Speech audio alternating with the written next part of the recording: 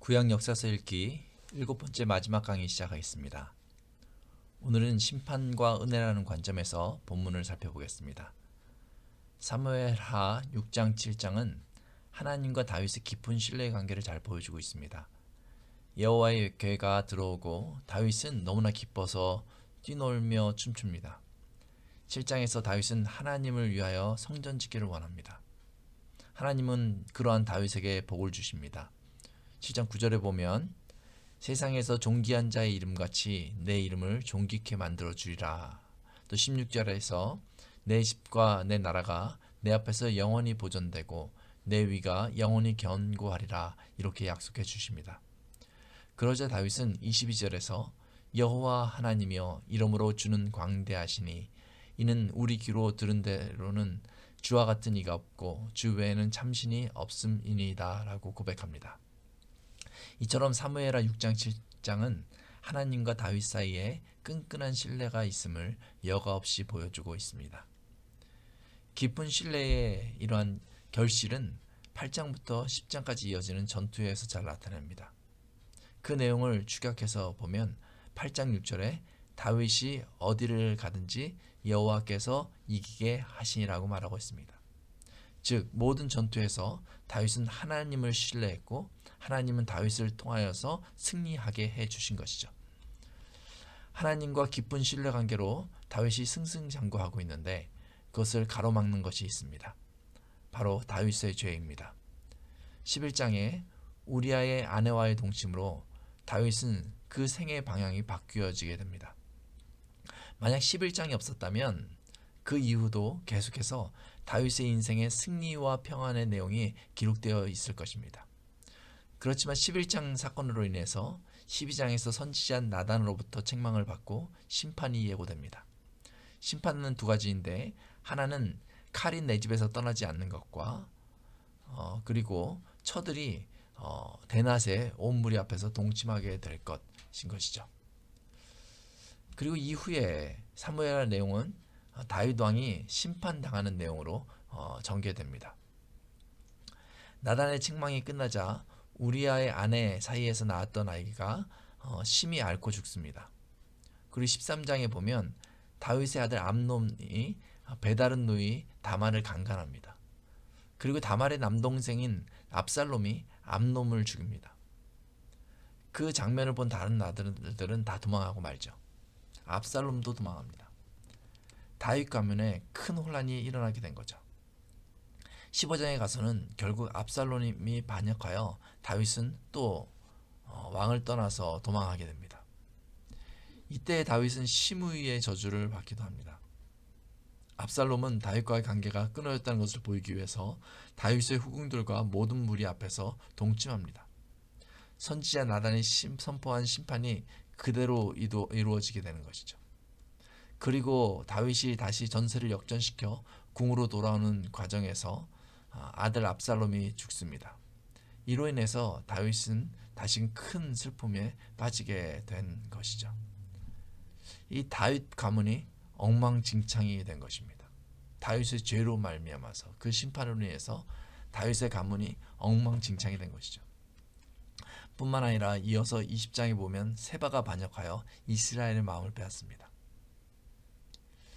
다윗을 향한 심판은 이스라엘의 심판과도 연계가 되는데 24장에 보면 여호와께서 다시 이스라엘을 향하여 진노하사 저희를 치시려고 다윗을 감동시키사 가서 이스라엘과 유다의 인구를 조사하라 하신지라. 무엇 때문인지 하나님이 이스라엘을 싫어하셨는지 분명치는 않습니다. 다윗의 죄로 말미암은 것인지 아니면 압살롬과 세바가 반역할 때 다윗을 등진 이스라엘을 책망하려고 하셨는지는 분명치 않습니다. 그런데 분명한 것은 다윗을 통해서 심판의 여지를 만들고 있다는 것이죠. 하나님을 신뢰하기보다는 자신의 권력을 확인하려고 다윗은 인구조사를 명령합니다. 그리고 하나님은 그 인구조사를 심판의 근거로 이스라엘을 심판합니다. 이처럼 사무엘하 13장부터 죄에 대한 심판이 계속되는 것을 보게 됩니다. 그리고 그 심판이 심판을 반드시 이루시는 하나님을 보게 되는 것이죠. 그런데 하나님은 심판만 하시는 분이 아닙니다.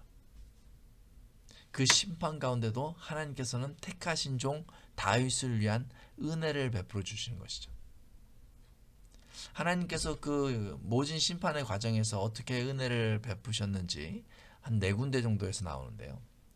사무엘하 12장에 보면 다윗이 회개하자 하나님께서 다윗의 죄를 사해 주십니다.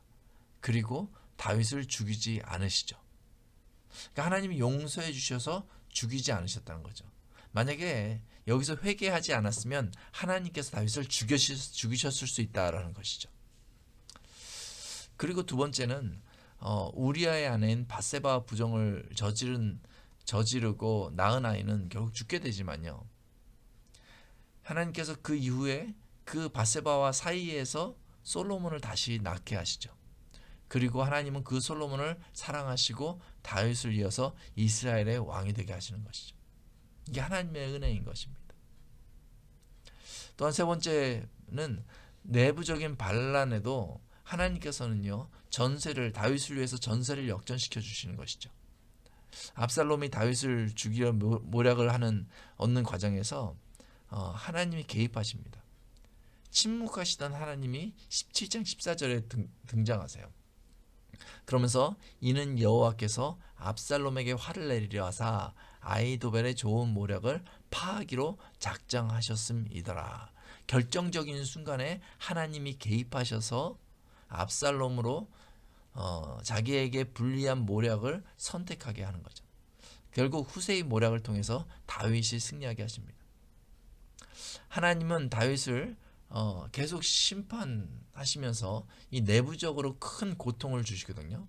그런데 하나님의 은혜는 뭐냐면 내부적으로는 그 가문 안에 큰 혼란이 있고 나라가 내부적으로 소용돌이에 같이 휩쓸리게 되지만은 밖으로 다른 나라의 싸움에서는요 하나님이 계속 이기게 하십니다.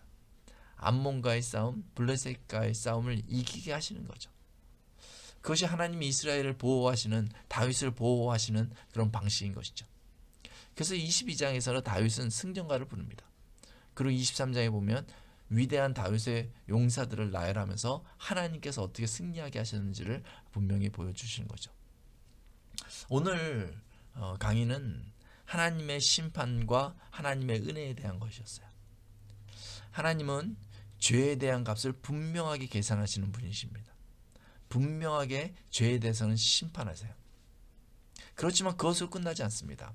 하나님은 심판을 넘어서 더 큰 사랑으로 그의 백성들에게 은혜를 베풀어 주시는 분이신 것이죠. 다윗을 생각하면서 저희도 하나님 앞에서 죄를 멀리해야 합니다. 그리고 하나님께서 베풀어 주신 그 은혜 아래 살아야 하겠습니다. 구약 역사서 읽기 두 번째 과정은 이제 마무리하게 됩니다. 계속해서 성경 읽기에 힘써서 하나님의 은혜 아래 거하시기를 바랍니다. 기도하겠습니다.